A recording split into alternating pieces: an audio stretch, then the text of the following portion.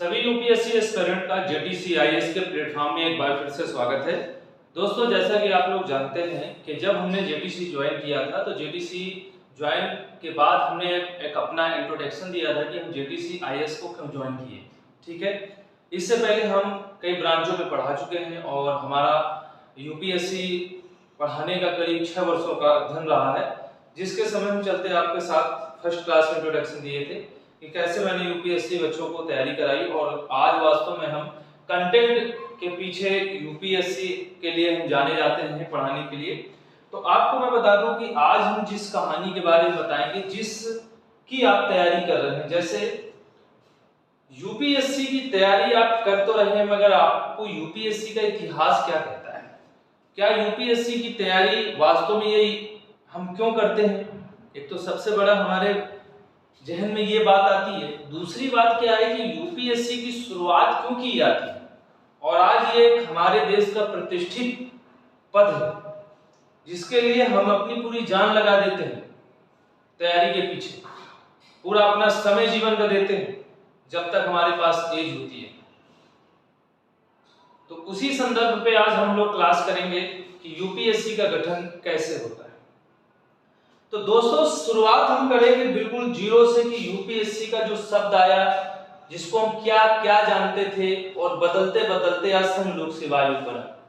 पहले हम लोग उस इतिहास में उस पद को क्या जानते हैं, तो आपको हम बताएंगे कि 1765 एक समय था जब पहली बार ईस्ट इंडिया कंपनी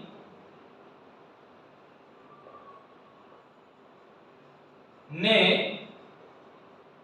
इस शब्द का प्रयोग किया था। क्या है बेटा? इस शब्द का प्रयोग किया।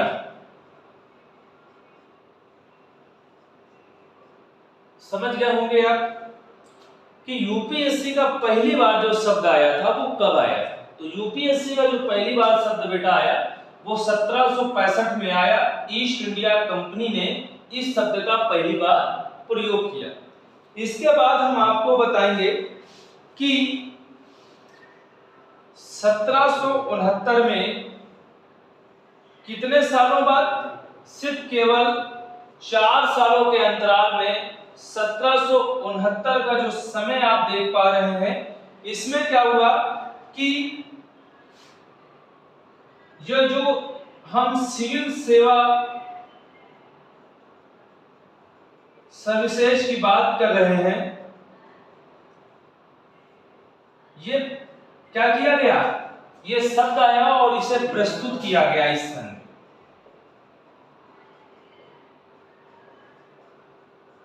दोनों में डिफरेंस है। 1765 का समय था जब ईस्ट इंडिया कंपनी अपने शब्द को लेकर आती इस लोक सेवा आयोग या सिविल सर्विसेज या सिविल सेवा सर्विसेज को पुरस्कृत करती है। इसके बाद आपको हम बताएंगे कि कॉर्नवालिस का आप नाम सुनते होंगे कभी।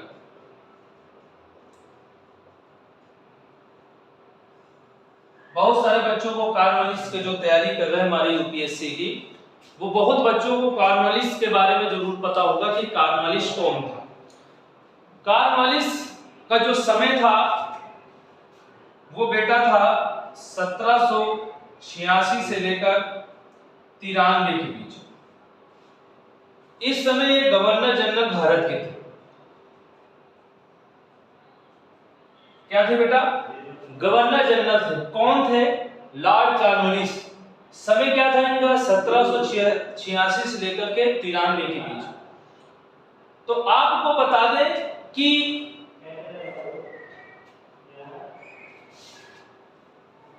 जो लॉर्ड कॉर्नवालिस थे, इन्हें सिविल सेवा का जनक कहा जाता है। क्या कहा जाता है? सिविल सेवा का जनक। सिविल सेवा का जनक किसे कहते हैं? तो किसे कहते हैं बेटा? लॉर्ड कॉर्नवालिस को।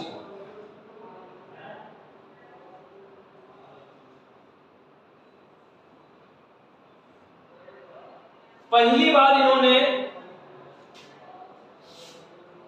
पुलिस संगठन बनाया और भारत में सिविल सेवा का सूत्रपात किया। किसने? लॉर्ड कॉर्नवालिस ने। बेटा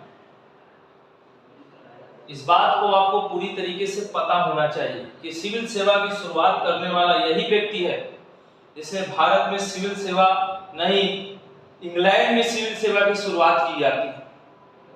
भारत का इतिहास तो एक लंबा था सिविल सेवा के लिए, क्योंकि भारत में ही रहकर ईस्ट इंडिया कंपनी शासन कर रही थी और सिविल सेवा का जो चयन होता था शुरुआत में वो मेरिट बेस पे होता था। ईस्ट इंडिया कंपनी जब भारत में शासन कर रही थी तो उसी समय क्या किया उन्होंने कि जो ईस्ट इंडिया कंपनी के जो उच्च अधिकारी हुआ करते थे वही उच्च अधिकारी हमारे सिविल सेवकों की नियुक्ति करते थे। परंतु इसमें भी एक बदलाव आया और ये बदलाव कब आया? 1854 का समय था, 1854 का, जब ब्रिटिश संसद में लॉर्ड मैकाले की एक समिति लाई गई और एक लॉर्ड मैकाले की प्रबल समिति के नाम से एक रिपोर्ट जारी की गई कि सिविल सेवा की शुरुआत अब प्रतियोगी परीक्षा के आधार पर होगा, योग्यता के आधार पर होगा। उसमें भारतीयों के लिए भी खोला गया था, मतलब कि भारतीय भी इस परीक्षा को पास करके, एग्जाम को पास करके इस पद को प्राप्त कर सकते हैं। और इस पद को प्राप्त सबसे पहले हमारे भारत में यदि किसी ने किया वो है रविन्द्रनाथ टैगोर के भाई सत्येंद्रनाथ टैगोर। आपको बता दें कुछ ही वर्षों के बाद 4 व्यक्तियों ने इस परीक्षा को और पास किया, परंतु भारतीयों के मन में एक शंका थी कि इस परीक्षा का आयोजन भारत में ही किया जाना चाहिए, परंतु ऐसा संभव नहीं हो पाया।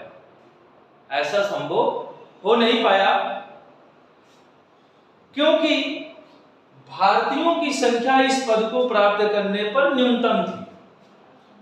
यदि कहीं अधिक हो जाती तो शायद इसका आयोजन इंग्लैंड और लंदन में ना होकर के भारत में संपन्न होने लगता और शायद दोनों जगह पर संपन्न होने लगता और प्रशिक्षण भारत में ही चालू हो जाती। मगर इस बात को चलो छोड़ते हैं हम लोग। तो इतनी बात तो आप क्लियर हो चुकी होगी। इसके बाद आगे आपको बताते हैं।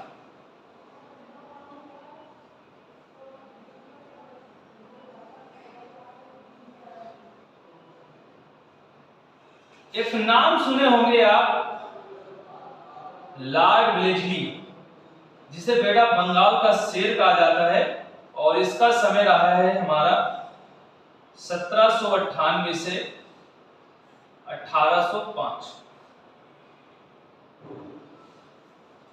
इस समय की हम बात करेंगे आपके साथ में कि ये लॉर्ड वेलेस्ली के शासन काल में ये सिविल सेवा में कुछ बात रखी गई, क्या थी वो बात? तो आपको बता दें, इन्होंने कहा कि सिविल सेवा की जो शुरुआत है जिस तो हो चुकी है, इसका जो प्रशिक्षण है, इसका जो प्रशिक्षण है, अब प्रशिक्षण को लेकर के उन्होंने बात की। और अभी देखो ये शासन हमारा लिखित तौर पर नहीं है बेटा, अब ये मेरिट आधार चलेगा और ये मेरिट आधार कब तक चलेगा आपको बता दें, ये मेरिट आधार 1853 तक चलेगा। तो ये सिविल सेवा में जो कंपनी के जो उच्च अधिकारी हुआ करते थे वही इनकी नियुक्ति करते थे मेरिट के आधार पर। अब जब नियुक्त करने के बाद इनकी प्रशिक्षण की बात आती थी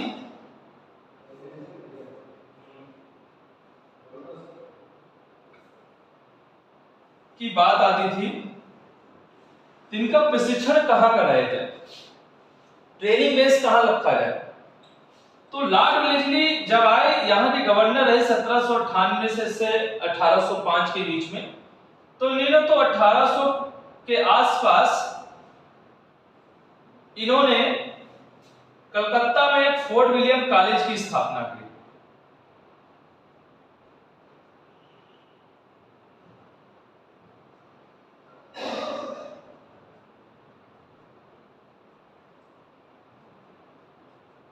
फोर्ट विलियम कॉलेज की स्थापना करते हैं 1800 में कलकत्ता में। किसके लिए किया जाता है? भारत में जो सिविल सेवक का जो नियुक्ति की गई है उनका प्रशिक्षण कराया जाएगा। और जब प्रशिक्षण कराया जाएगा और फिर वो शासन के लिए आएंगे।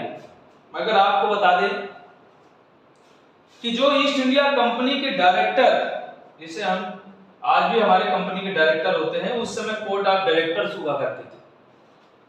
कोर्ट ऑफ डायरेक्टर क्या होते थे? वो व्यापारिक मामलों के अधिकारी होते थे। व्यापारिक मामलों के अधिकारी कोर्ट ऑफ डायरेक्टर्स होते थे। और राजनीतिक मामलों के अधिकारी जो होते थे, जो आज महानिदेशक भी बोल सकते हैं, किसी भी बोर्ड के अध्यक्ष को चेयरमैन नहीं बोल सकते। तो बोर्ड ऑफ डायरेक्टर के लिए व्यापारिक मामलों के लिए इनको दे दिया जाता था, अफेयर्स दे दिया जाता था, ट्रेडिंग अफेयर्स दे दिए जाते थे। और बोर्ड ऑफ कंट्रोल भी होता था बेटा, बोर्ड ऑफ कंट्रोल। और ये बोर्ड ऑफ कंट्रोल राजनीतिक मामलों के लिए लाया जाता था। ठीक है, तो इस बात को आप पूरी तरीके से समझ गए होंगे। इतना होने के बाद आगे हम आपको बताएंगे कि ये जो बोर्ड ऑफ डायरेक्टर हैं, इन्होंने क्या किया? फोर्ट विलियम कॉलेज को समाप्त कर दिया और कहा कि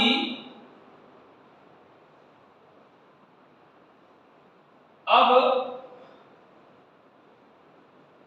सिविल सेवा में नियुक्त कर्मचारियों को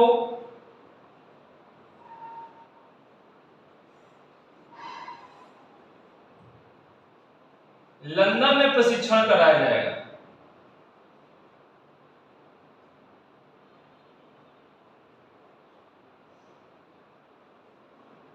कराया जाएगा बेटा। इन्होंने इस बात को बता दिया कि अब जो प्रशिक्षण होगा वो लंदन में होगा और एक लंदन में स्कूल की स्थापना की जाएगी। क्या की जाएगी? लंदन में एक स्कूल के नाम, ईस्ट इंडिया कंपनी के नाम से एक स्कूल बनेगा, ईस्ट इंडिया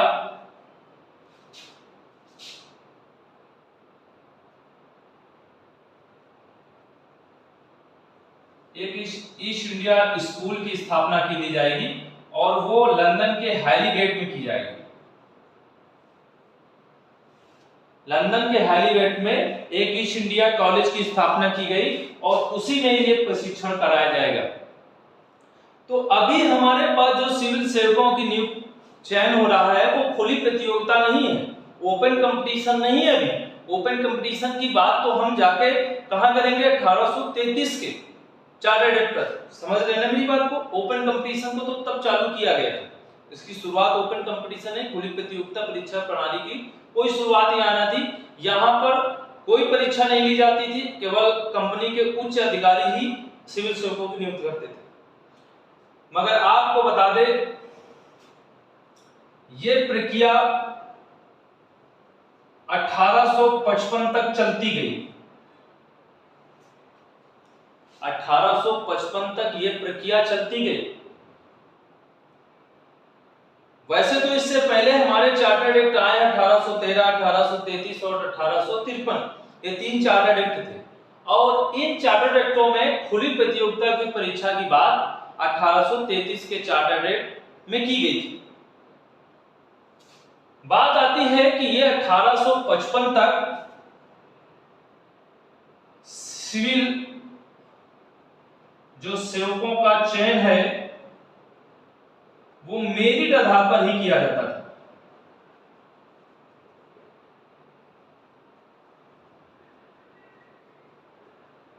मेरिट आधार पर किया जाता है। इससे पहले आपको एक बात हम बता दें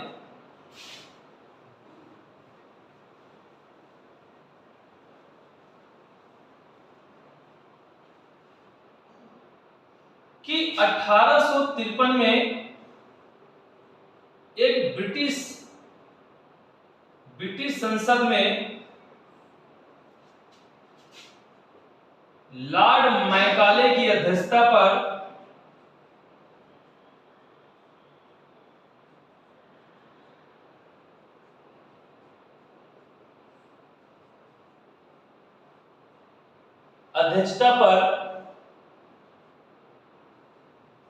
प्रवर समिति की एक रिपोर्ट लाई गई।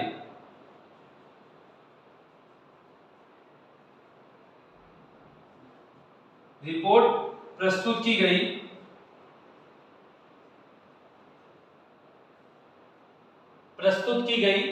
मतलब ये जो समय था वो 1853 था, मगर 1854 में सिविल सेवकों का जो चयन है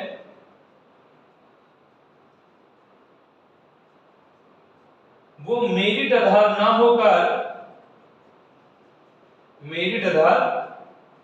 ना होकर कैसी परीक्षा होने लगी? योग्यता के आधार पर परीक्षाएं संपन्न होने लगी।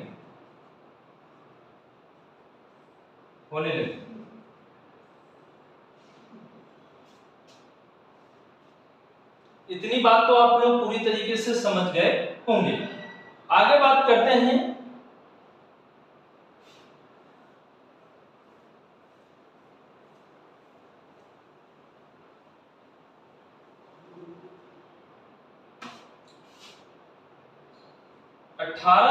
पॉइंट हमारा बनेगा 1854 में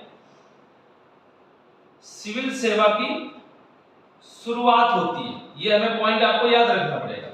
1854 में सिविल सेवा की शुरुआत होती है और 1855 में जाकर के सिविल सेवा की परीक्षाएं चालू की जाती हैं।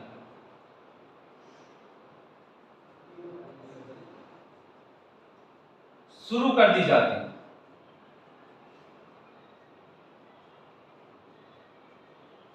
सिविल सेवा की परीक्षा लंदन में चालू कर दी जाती है और लंदन के किस जगह पर?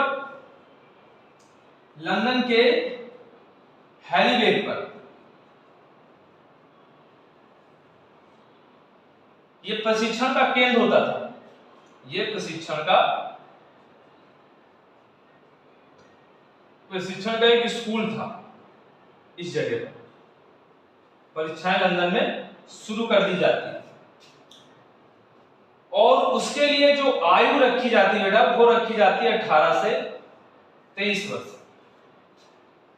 परंतु समय के अनुसार 1861, 1862, 63, 67 ऐसे बीच में एज को लेकर के कुछ कम और ज्यादा होता रहा, मगर उस पर ज्यादा बात करने की कोई आवश्यकता हमारे पास नहीं है। इतनी बात तो आप पूरी तरीके से समझ गए होंगे बेटा। ठीक है, अब हम बात करेंगे कि इस परीक्षा को जब भारतीयों के लिए लागू किया गया और इस परीक्षा को पहली बार पास किसने किया, कौन ऐसा भारतीय था, तो आपको बता दें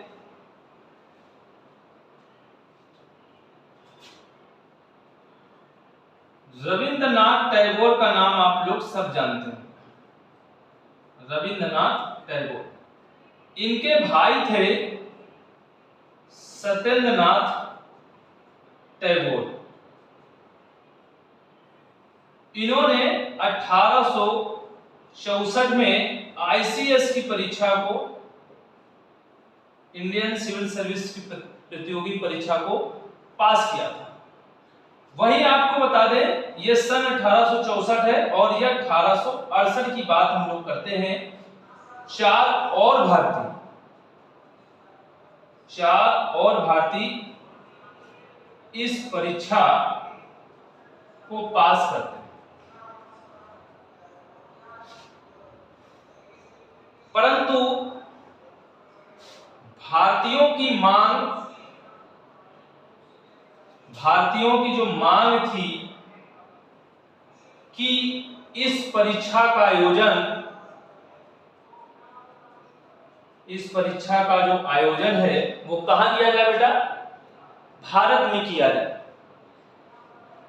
जो हमारे लंदन इंग्लैंड के लोग हैं उनकी परीक्षा वहां संपन्न हुई और हमारी परीक्षा आकर यहां संपन्न।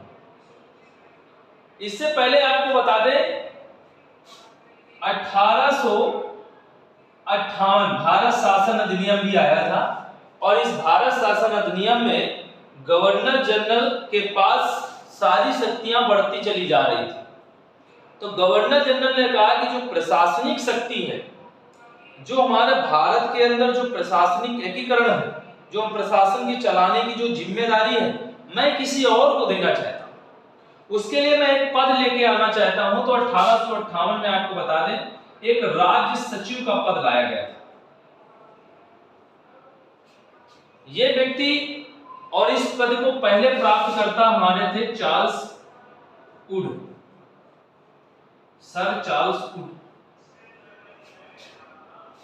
काफी उनको प्रशासनिक सेवा के बारे में पता था पहले से, इसलिए उनको नियुक्त किया गया सेक्रेटरी, स्टेट सेक्रेटरी पोस्ट इनको प्रोवाइड कराया गया और ये लंदन में बैठ करके पूरे भारत के प्रशासन को संभाल सकते थे, क्योंकि उस समय ईस्ट इंडिया कंपनी का शासन समाप्त हो गया था। महारानी विक्टोरिया का शासन आ गया था। महारानी विक्टोरिया के हाथों में पूरा भारत का शासन सौंप दिया गया था और महारानी विक्टोरिया इस चीज को चाहती थी कि जो अब शासन हो वो कहीं ना कहीं भारतीयों के लिए हो, भारतीयों को पदों में बढ़ाया जाए, नहीं तो शासन करना कठिन हो जाएगा इंडिया के अंदर, क्योंकि भारत के अंदर राष्ट्रवाद बढ़ चुका था और ईस्ट इंडिया कंपनी ने इतना शोषण कर दिया था कि उनको विश्वास खत्म हो चुका था अंग्रेजों के ऊपर से।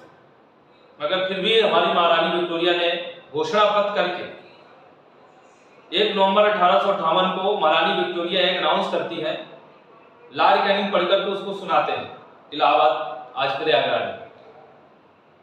तो महारानी विक्टोरिया भी हमारे देश के लिए भारतीयों को केवल फुसलाना चाहती थी, ऐसे कोई बड़ी बात नहीं थी, वो केवल भारतीयों को फुसलाना चाहती थी महारानी विक्टोरिया।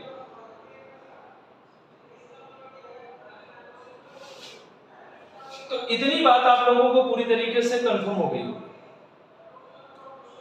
बात करते हैं कि भारतीयों की मां इस परीक्षा का आयोजन भारत में कराना चाहते थे कि भारत में इसको संपन्न कराया जाए और भारत में भी इसकी शुरुआत होगी परीक्षण की तो भारतीयों की संख्या में बढ़ोतरी होगी। मगर इसकी संख्या कम क्यों थी? ये कम संख्या क्यों थी? यूरोपी कहते थे कि इनकी संख्या बहुत कम है तो इनका हम कैसे यहां पर परीक्षा कराएं भाई, इनकी परीक्षा भारत में क्यों कराएं? और कम होने के पीछे क्या कारण था उस परीक्षा में भारतीयों का? क्योंकि जब पेपर होता था तो उस पेपर में सबसे ज्यादा यूरोपियन क्वेश्चन पूछे जाते थे, तो भारतीयों को अब यूरोप के बारे में तो नहीं पता। जैसे आप लोग हैं, आप यूपी के रहने वाले हैं और आप एमपी की परीक्षा देना चाहते हैं और ज्यादातर क्वेश्चन एमपी के ही आ जाए तो फिर आप फेल भी हो सकते हैं और संख्या आपकी कम भी हो सकती है। बिल्कुल सही बात है। वही चीज यूरोपियन। तो ये मांग तब से चालू होती है 1868 के आसपास और भारतीयों की मांग इस परीक्षा के आयोजन को लेकर के भारत और इंग्लैंड दोनों में कराने की मांग होती है। इसमें मांग होती है आपको बता दें 1885 में। 1885 में बेटा एक राष्ट्रीय कांग्रेस है, अपना एक संगठन था राष्ट्रीय कांग्रेस का। अब ये राष्ट्रीय कांग्रेस का जो संगठन था इसकी मांग थी 1885 में, उन्होंने जब इस संगठन की स्थापना होती है और तब उन्होंने कहा कि भारतीयों की जो मांग है, भारतीयों मतलब इनकी भी मांग थी, भारतीयों की भी मांग थी, इनके माध्यम से प्रस्तुत किया जाता था। कहते थे कि भारतीयों के लिए जो परीक्षा हो वो भारत में हो और इंग्लैंडियन के लिए जो परीक्षा हो वो अंग्रेजों के लिए वो इंग्लैंड में लंदन में संपन्न कराई जाए, ये मांग थी। और आयु में वृद्धि की जाए, आयु में वृद्धि कर दी जाए।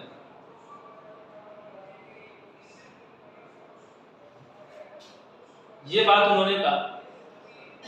बात ऐसे चलती गई और भारतीयों की जो मांग थी वो करीब 50 साल लग गए इस बात को लेने में, अपनाने में।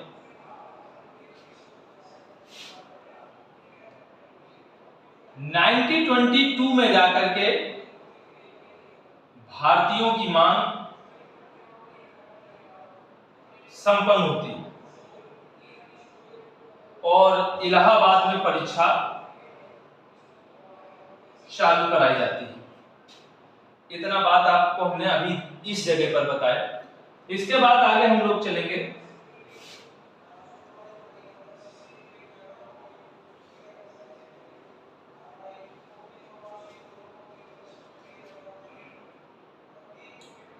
एक सन था 1893, इंडियन सिविल सर्विसेज ब्रिटिश ताज के अंतर्गत।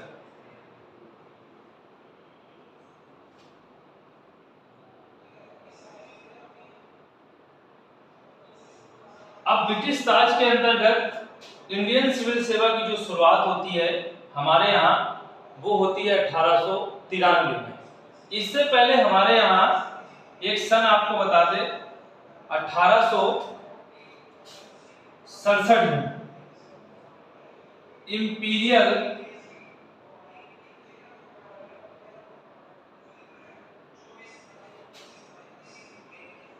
फॉरेस्ट सर्विसेज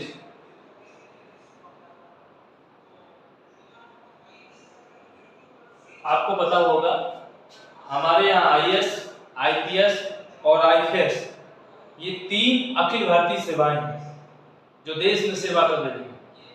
ये इंडियन फॉरेस्ट सर्विसेज, अब ये क्या था, इसकी भी जो परीक्षाएं थी को लेकर के और प्रशिक्षण को लेकर के बातें होती थी। तो आपको बता दें ये फ्रांस और जर्मनी में इनका प्रशिक्षण के लिए भेजा जाता था, परंतु 1905 के बाद इनका प्रशिक्षण भी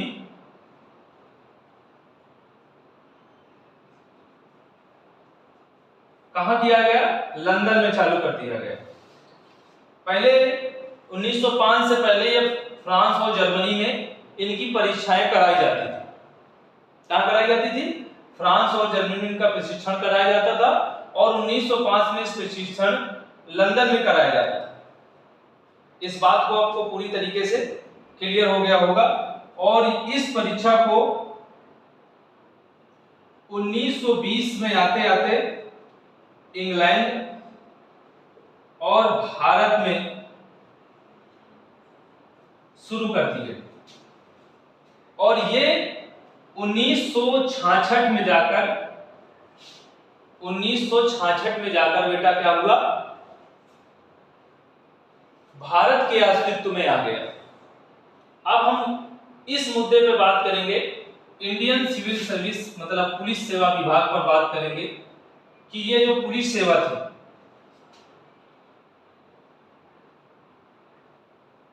ये जो इंडियन सिविल सर्विसेज की जो शुरुआत होती है वो इंडियन पुलिस सिविल सर्विसेज थी, पुलिस सेवा थी। इसकी शुरुआत होती है 1893 में। अब बात आती है कि इसकी परीक्षा इंग्लैंड में 1893 में चालू कर दी जाती है और जब 1893 में ये परीक्षाएं इंग्लैंड में चालू कर दी जाती हैं तो भारत के जो लोग थे वो आवेदन नहीं कर सकते थे बेटा। जब इस परीक्षा की शुरुआत होती है पुलिस सेवा की तो उस समय भारतीय आवेदन नहीं कर सकते थे। मगर आपको बता दें कि 1920 के बाद केवल 20% ही भारतीय इस पर चयनित किए जाते थे। मगर आपको बता दें 1939 के बाद भारतीयों के लिए खुला कर दिया गया और भारतीयों की संख्या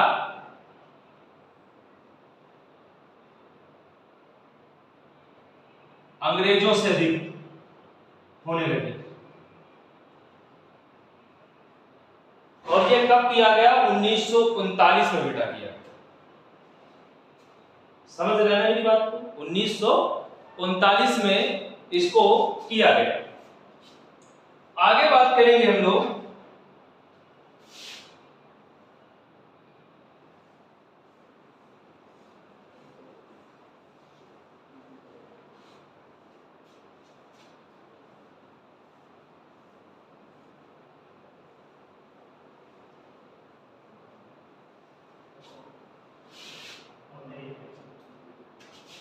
आपको पता होगा 1919 में एक मार्टेंगू चेम्स फोर्ड अधिनियम आया था।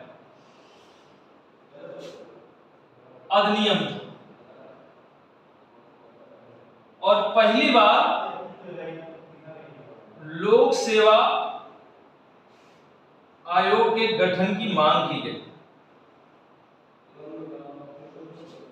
लोक सेवा आयोग के गठन की मांग की गई। फिर इसके बाद 1924 में ली आयोग आया।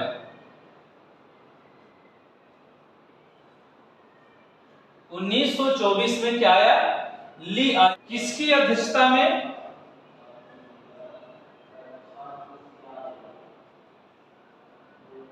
विस्काउंट डी लाली, विस्काउंट डी ली है, सॉरी। तो उसी के आधार पर इसे हम ली आयोग कहें और या चाहे हम रायल आयोग कहें, रायल कमीशन कहें। ये अध्यक्षता पे कब आया था? 1923 में आया था। ठीक है।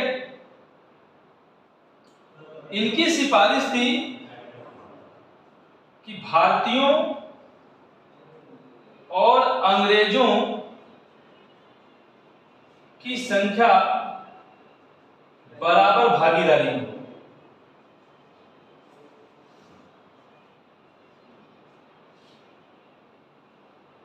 समझ रहे हैं इस बात को?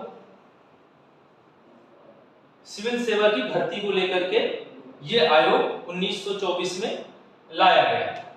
अब आपको बता दें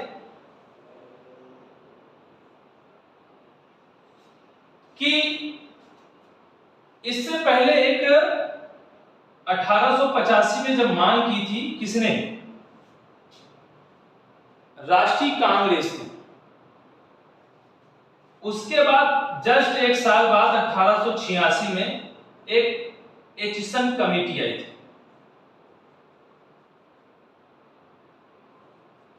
को प्रस्तुत किया गया। एक एचिसन कमेटी को प्रस्तुत किया गया और कहा गया कि सिविल सेवा को कई भागों में विभक्त किया जाए। और कई भागों में विभक्त का मतलब हमारे सिविल सेवा अधिकारी होंगे, इसके बाद प्रांतीय सिविल सेवा अधिकारी होंगे, मतलब एक केंद्र के लिए होंगे, और एक प्रांतों के लिए सिविल सेवा होगी, और तीसरी अधीनस्थ सिविल सेवा होगी।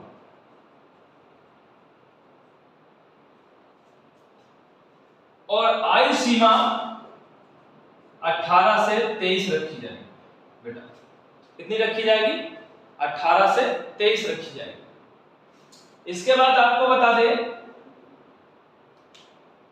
और भागीदारी को भी लेकर के बात रखी गई थी। भागीदारी भारतीय और भागीदारी की बात नहीं हुआ, आयोजन के बारे में बात हुआ। आयोजन इंग्लैंड और भारत में।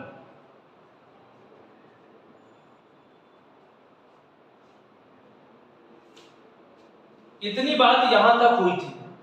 कहाँ तक? ये एसेशन कमेटी में होती है। ये बात नहीं बताए थे आपको। ये एसेशन कमेटी भी आपको याद होना चाहिए कि सिविल सेवा को लेकर के ये प्रस्तुत की गई थी और सिविल सेवा के विभाग को कई पार्टों में विभक्त करना चाहता, मतलब उसमें कुल मिला के 3 पार्ट थे: सिविल सेवा, प्रांतीय सिविल सेवा और अधीनस्थ सिविल सेवा। बात करेंगे आगे।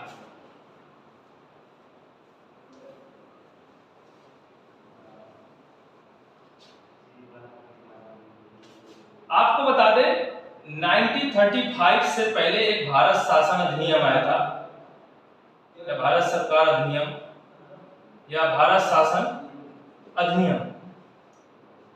अब बात करेंगे इससे पहले 1 अक्टूबर 1926 को लोक सेवा आयोग का गठन किया गया। भारत में लोक सेवा आयोग का गठन किया गया।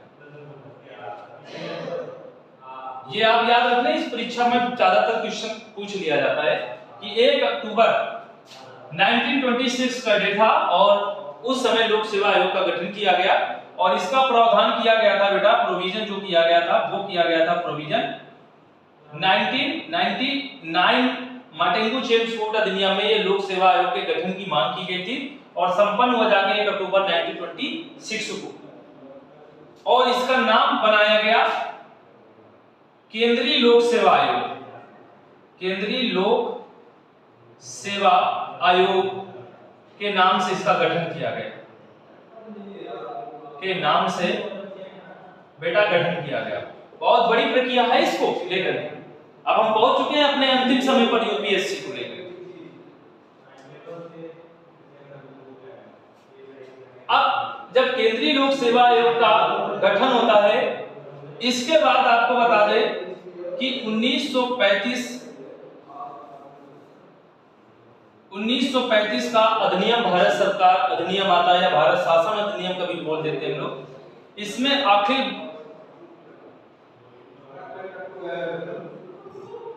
भारतीय सेवाओं का सृजन किया गया।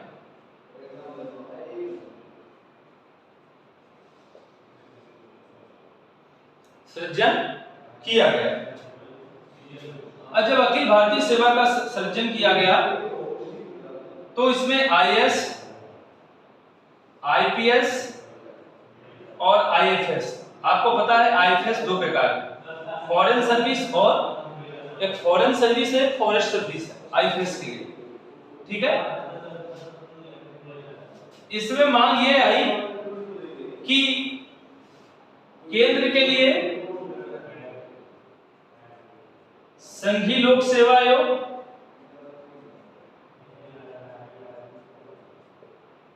प्रांतों के लिए प्रांतीय लोक सेवा आयोग और 2 या 2 से अधिक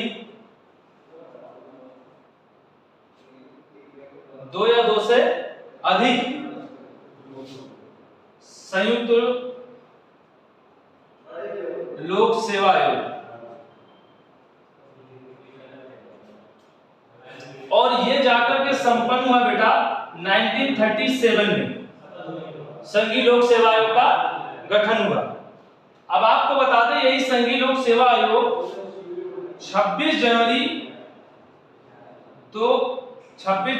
1950 को ये संघीय जो फेडरल सिविल सर्विस थी इसको बदलकर कर दिया गया यूपीएससी।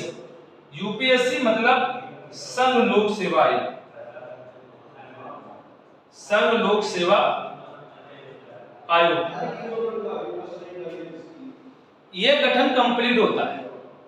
ये इतना बड़ा इतिहास था बेटा यूपीएससी को लेकर के कि आज हम वर्तमान समय में यूपीएससी जानते हैं। इससे पहले हम भी जब 1935 का आर्टिकल आया तब हम उसको जानते थे संघीय लोक सेवा आयोग, मगर आज हमारे पास ये संघ लोक सेवा आयोग है यूपीएससी।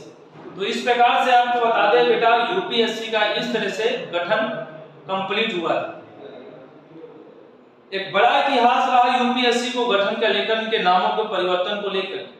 आज हमारे बीच यूपीएससी एक आयोग है जो हर साल परीक्षा कराती है और देश के सबसे बड़े पद को, प्रतिष्ठित पद को के लिए परीक्षा कराती है और भी बहुत सारी परीक्षाएं यूपीएससी कराती है वर्तमान समय में। तो इसकी चर्चा हम नेक्स्ट क्लास में करेंगे। क्या है यूपीएससी आयोग के बारे में, तो नेक्स्ट क्लास हमारी होगी वो होगी यूपीएससी को लेकर के कि यूपीएससी आयोग के बारे में और यूपीएससी की परीक्षा हर साल कब होती है, फॉर्म कब आता है, लगभग कितने पद आने की संभावनाएं होती हैं, कितना प्रीलिम्स एग्जाम का कट ऑफ जा सकता है, कितना मेंस का कट ऑफ जा सकता है, और क्या इंटरव्यू में आप क्वेश्चन नहीं बता पा रहे हैं या आप बता पा रहे हैं तो क्या आपके मेंस के आधार पर इंटरव्यू के नंबर जोड़े जाएंगे। ये सारी चीजों के बारे में हम आपके साथ बात करेंगे नेक्स्ट वीडियो। आज के लिए बस इतना ही। Thank you so much. धन्यवाद। जय हिंद, जय भारत।